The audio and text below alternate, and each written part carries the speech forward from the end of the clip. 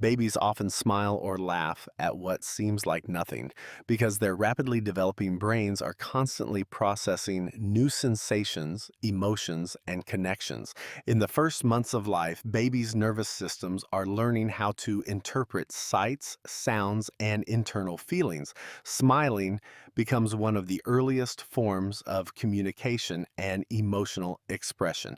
What looks like a reaction to empty space is often actually a response to subtle stimuli, soft shadows, gentle movements, familiar voices, or even the soothing rhythm of their own breathing.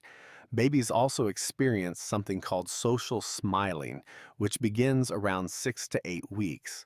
This is when they smile not because of a specific joke or object, but because they're starting to experiment with how their faces work and how adults respond. They quickly learn that smiling earns attention, warmth, and engagement, so they practice it often, even without a obvious trigger.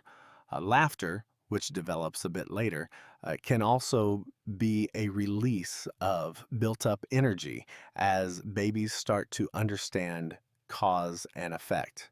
They find joy in the simplest sensations, like the sound of their own cooing or the tickle of clothing on their skin.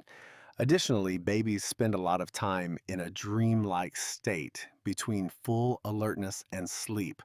During these transitions, they often smile reflexively, sometimes because their brains are replaying pleasant sensations from earlier interactions.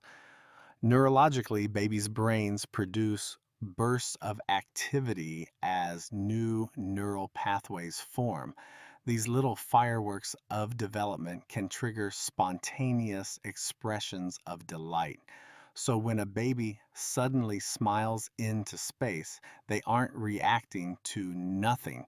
They're responding to an entire world of internal discoveries, tiny sensations, and emotional experiments. To adults, it may look mysterious, but to babies, every moment is filled with wonder. Their spontaneous smiles are simply their way of sharing that joy.